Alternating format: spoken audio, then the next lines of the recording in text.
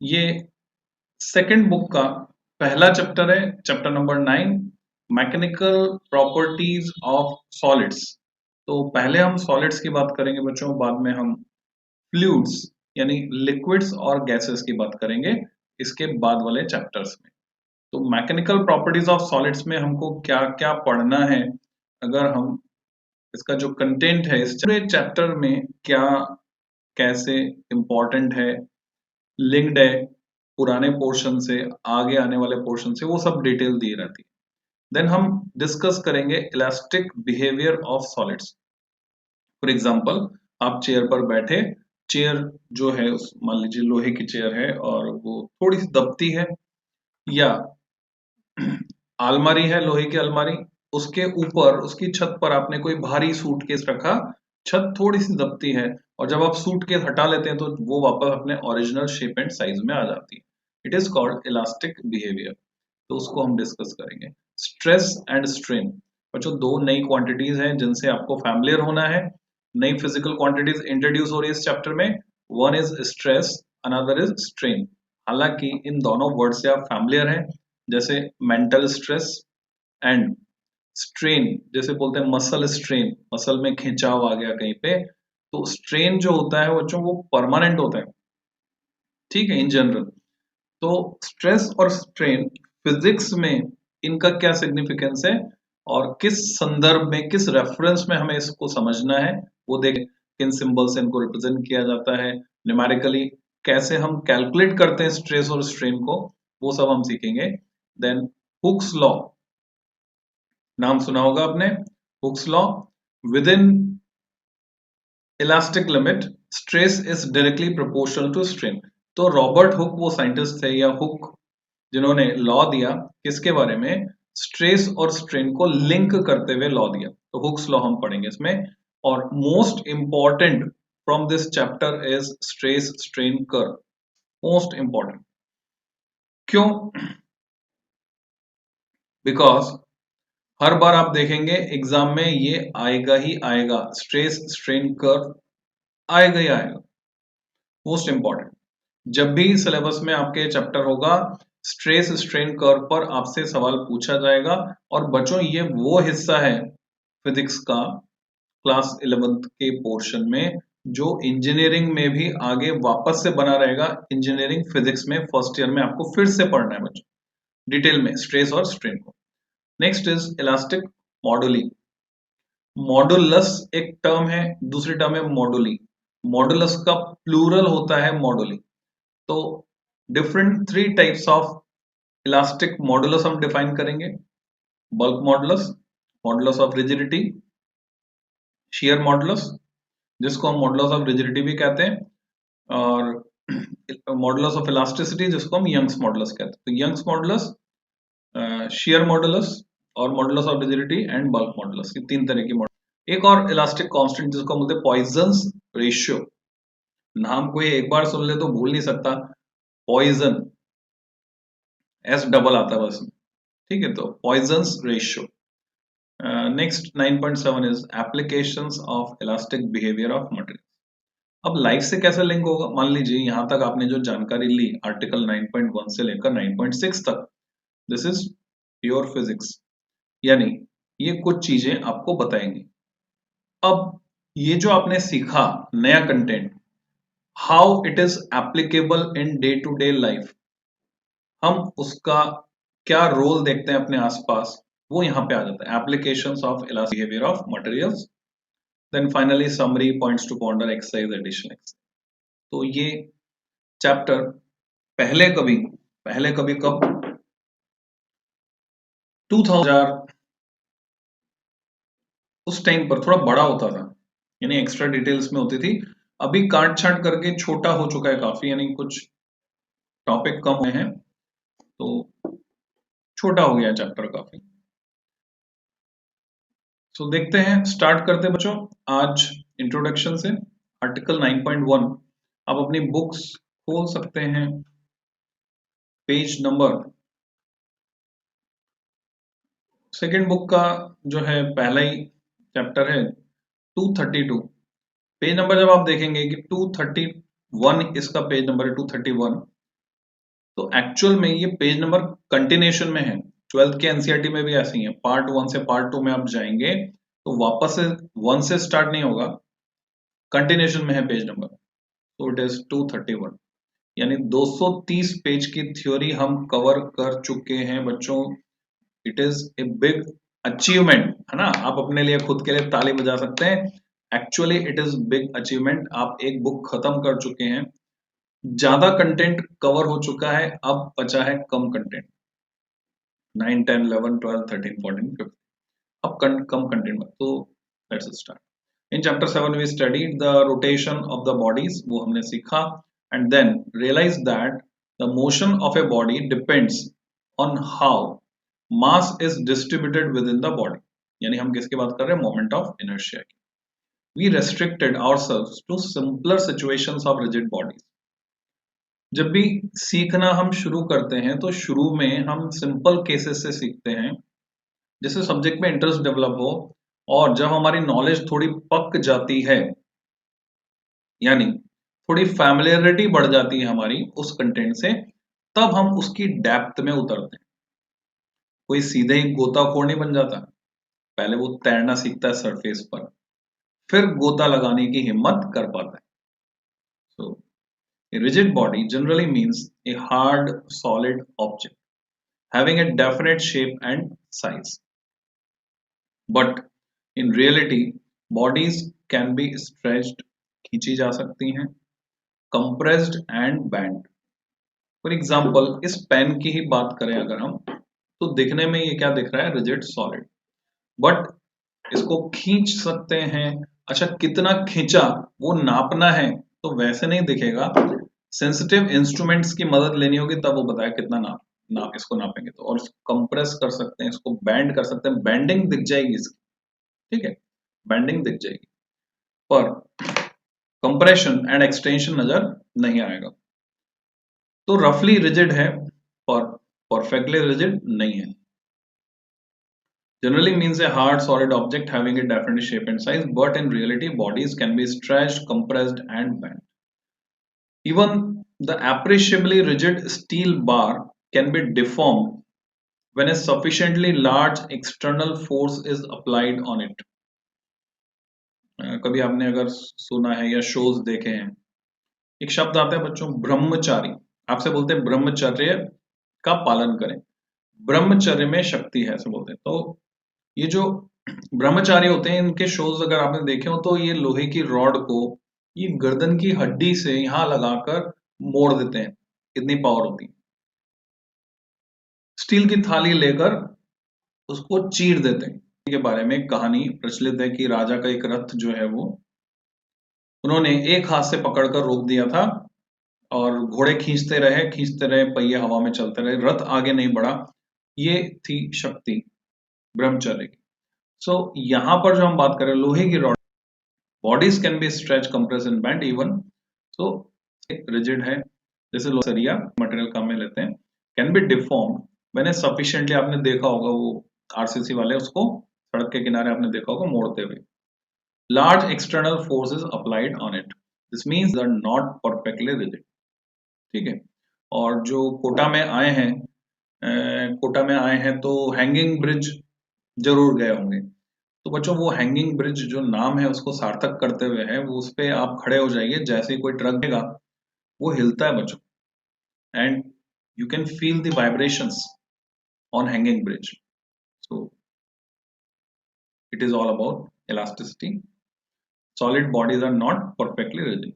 A solid has definite shape and size, उसका characteristic है, गुणधर्म।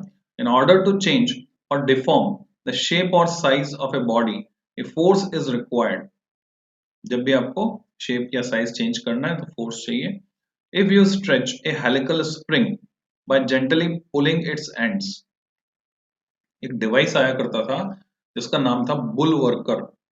बुल वर्कर जो है उसे एक्सरसाइज करने के काम आता था बच्चों, मसल्स बनाने के लिए लोग बुल वर्कर लेते थे। उसमें बेसिकली एक स्प्रिंग लगी होती थी शॉकर के जैसे, उसको कंप्रेस कर सकते थे, उसको खींच सकते थे।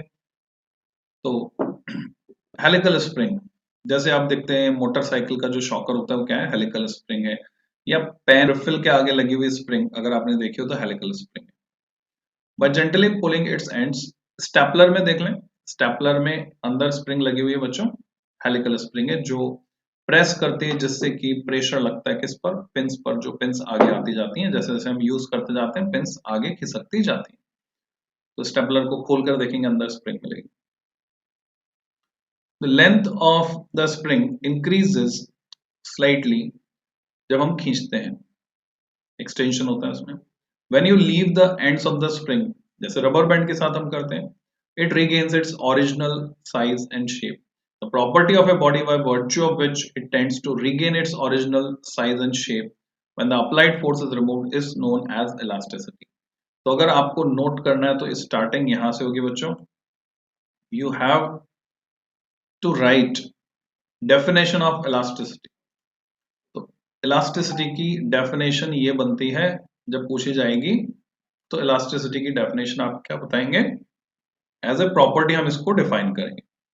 The property of a body by virtue of which, this is a kind of language जो हम यूज करते हैं, इट टेंड्स टू, कोशिश करना, it tends to regain its original size and shape when the applied force is removed is known as elasticity। उसको हम कहते हैं elasticity। and the deformation caused is known as elastic deformation। Property elasticity कहलाएगी और वो जो deformation आ गया उसको बोलेंगे इलास्टिक डिफॉर्मेशन।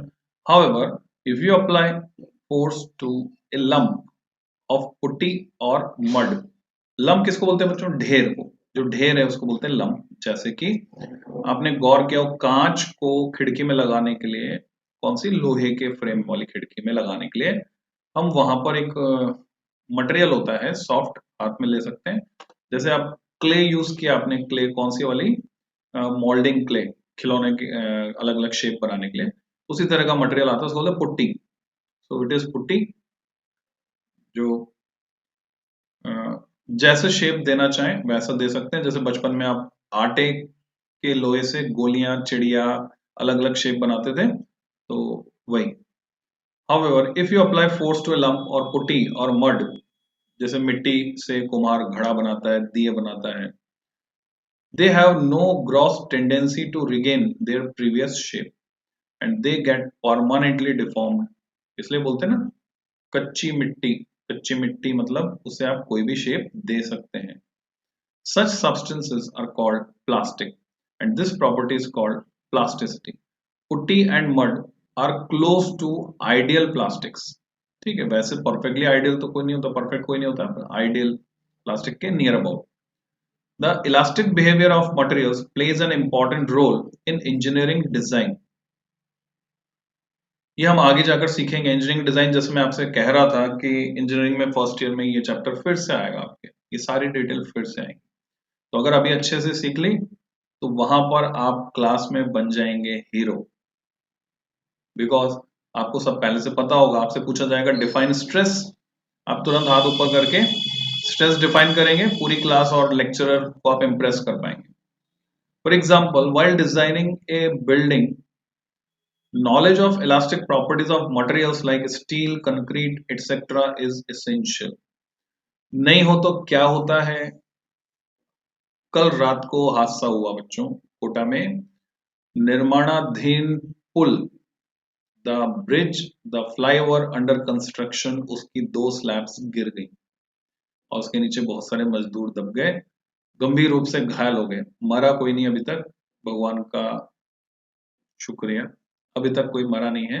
बाकी सिटी मॉल के सामने, अच्छा ऐसा क्यों हुआ, अभी तो वो बन रहा था, तो स्लैब को जिस स्ट्रक्चर के ऊपर रखा गया वो स्ट्रक्चर जितना एक्सपेक्टेशन था उस एक्सपेक्टेशन से कमजोर था, वो उसका वजन नहीं ले पाया उन स्लैब्स का, इसलिए ये हादसा हुआ।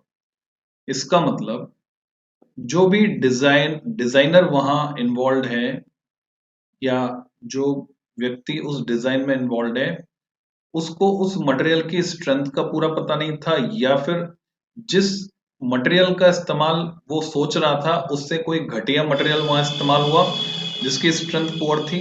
यानी कहीं ना कहीं बीच में कुछ गैप ऑफ कम्युनिकेशन रहा है निश्चित रूप से, क्योंकि ऐसे केसेस में तो बहुत फैक्टर ऑफ सेफ्टी लेकर चला जाता है, नहीं जितना जरूरत होता है उससे ज्यादा स्ट्रांग बनाया जाता है स्ट्रक्चर, उसके बावजूद ऐसे हादसे देखने को मिलते हैं। तो engineering design must be perfect. तो इसके लिए हमें designing and building knowledge of elastic properties of material like steel, concrete, concrete किसको बोलते हैं बच्चों, सीमेंट में गिट्टे मिलाते हैं उससे बनती कंक्रीट, एक्सेट्रा इज एसेंशियल, जिससे आपने देखा ना आरसीसी की छत वगैरह पड़ती है, आरसीसी का फुल फॉर्म यही है, रीइंफोर्स्ड सीमेंट कंक्रीट, पहले सी से सीमेंट, दूसरे सी से concrete. The same is true in the design of bridges, automobiles, ropeways etcetera. कई फिल्मों में देखा होगा आपने कि कार को डिजाइन कर रहा है कोई, ऑटोमोबाइल्स वहां की उनकी डिजाइन, उसमें भी इलास्टिसिटी की नॉलेज चाहिए। रोपवेज जिनसे बड़े ऊंचे ऊंचे पहाड़ पे जाया जाता है ट्रोली में बैठ के, वो रस्सी बीच में टूट जाए तो क्या हो। One could also ask, can we design an aeroplane which is very light but sufficiently strong. तो इस सवाल का जवाब क्या है, अगर आपके पास ऐसा मटेरियल है जैसे carbon fibre, then you can we design an artificial limb which is lighter but stronger. Replacement करना है किसी को, लिम्ब रिप्लेसमेंट, घुटना बदलना है, सो यस वी कैन, और ऐसा हमने किया है। Why does a railway track have a particular shape like I, अगर आपने गौर किया तो उसका क्रॉस सेक्शन है आई, क्यों, बिकॉज इट इज स्ट्रॉन्ग, ये पूरी ट्रेन का वजन ले पाता है। अब सवाल होता है ट्रेन में वजन कितना होता है, कई टन में वजन होता है, ट्रेन का वजन कई टन में होता है, 1000 टन में एक बोगी का।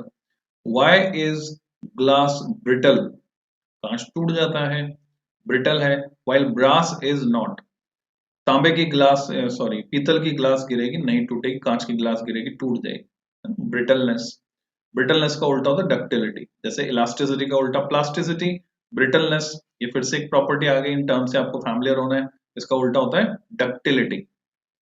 Answers to such questions begin with the study of how relatively simple kinds of loads or forces act to deform different solid bodies. मान लो आपकी गाड़ी है, साइकिल है, मोटरसाइकिल है, स्कूटर है, उसमें कोई नट बोल्ट ढीला हो गया, ढीला हो गया तो हमें पता चल जाएगा, खड़खड़ करेगा तो हम उसको बदल देंगे या टाइट करेंगे। मान लो वो, अच्छा ढीला क्यों हुआ था, खींचा, खींचा पहले, अब वो डक्टाइल है तो खींच सकता है, इट गेट इलोंगेटेड, तो उसके बाद ढीला हो जाएगा तो हमें पता चल जाएगा हाँ यहाँ गड़बड़ है, हम उसको सही कर देंगे। पर अगर वो ब्रिटल होता तो बिना इंडिकेशन के डायरेक्टली टूट जाता और सीधे एक्सीडेंट होता।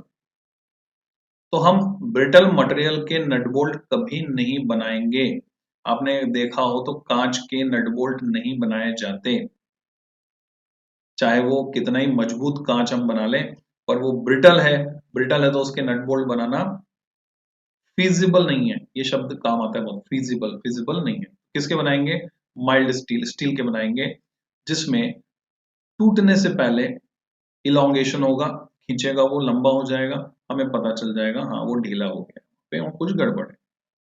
ऐसे पंखे को जो लटका रखा है जिस रॉड से, वो कैसी होनी चाहिए, ब्रिटल या ductile, it should be ductile, पहले इंडिकेशन तो मिले हमको।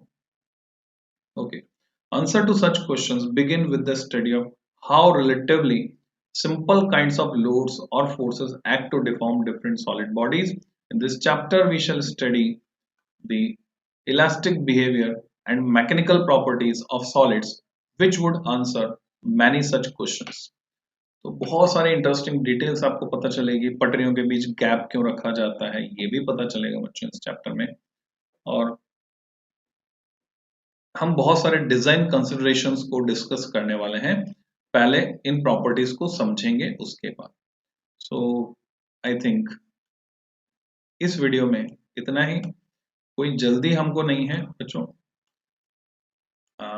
जल्दी इन द सेंस टाइमली हमारा कोर्स कंप्लीट हो जाएगा, थोड़ा थोड़ा रोज पढ़ते हैं, रेगुलरिटी जरूरी है, रेगुलरिटी जरूरी है। ओके, तो आप देखेंगे जैसे एक बुक खत्म हो गई दूसरी बुक भी जल्दी ही खत्म हो जाएगी, टाइमली।